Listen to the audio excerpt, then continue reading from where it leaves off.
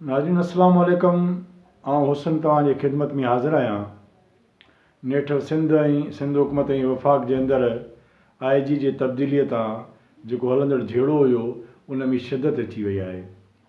IG Sindh जे ख़िलाफ़ु सिंध हुकूमत जेका चार्जशीट ॾिनी आहे, जंहिंमें सिंध हुकूमत इल्ज़ाम हयो आहे त IG पारां शिकारपुर ज़िले जे कई ॻोठनि जे माण्हुनि ते केस दाख़िल कया विया आहिनि, जेका सरासर नाजाइज़ी आहे। अहिड़े हवाले सां सिंध पुलिस IG जे कारकर्दगी कराची में थींदड़ जेका स्ट्रीट क्राइम आहे उन जी समूरी ज़िम्मेवारी जेका आहे उहा बि IG जे उन में शामिलु कई वई आहे त हीअ अमन अमान क़ाइमु कराइण में इंतिहाई नाकाम वियो आहे। पर असुलु जेको फॾो आहे उहो तैमूर टालपुर जेको MP आहे PS 68 जो उन ते केस दाख़िल थियण सां ई शुरू थियो हुयो। इहा सर्द जंग हुई। IG तरफ़ां 11 पुलिस ऑफिसर अहिड़ा हुया जेके सिंध हुकूमत खे उन नाला ॾिना त इन्हनि खे सूबे बदर कयो वञे।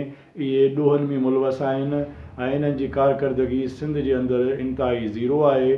पर पुलिस उन्हनि खे सूबे बदर करण जे बजाए मुख़्तलिफ़ खातनि में खुपायो आहे, मतिलबु उन्हनि खे सिंध में ई रखियो आहे। सूरत हाल हिन वक़्तु जेका आहे उहा इहा आहे त IG सिंध जे लाइ हुननि 4 नाला ॾिना आहिनि, जंहिंमें सनाला अब्बासिया मुश्ताक महर आहे, कामरान अफ़ज़ल आहे ऐं ग़ुलाम क़ादिर थेबो आहे। पर वफ़ाक़ तरफ़ां इहो बि जवाबु आयो आहे त वफ़ाक़ जी मर्ज़ी आहे त उहो इन्हनि चइनि नालनि खे कंसीडर करे थी या नथी करे। आया वफ़ाक़ जेको आहे उहो मौजूदा IG खे तब्दील करे थो या नथो करे, इहो कुझु ॾींहंनि में 1-2 ॾींहंनि में ख़बर पवंदी।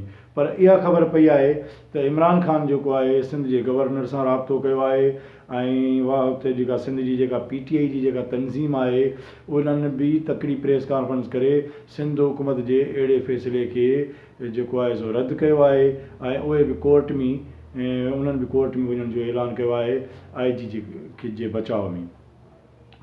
सूरत हाल इहा आहे मजमूई तौर ते त सिंध में जेको अमन अमान जी सूरत हाल रही आहे उहा इंतिहाई ख़राबु रही आहे।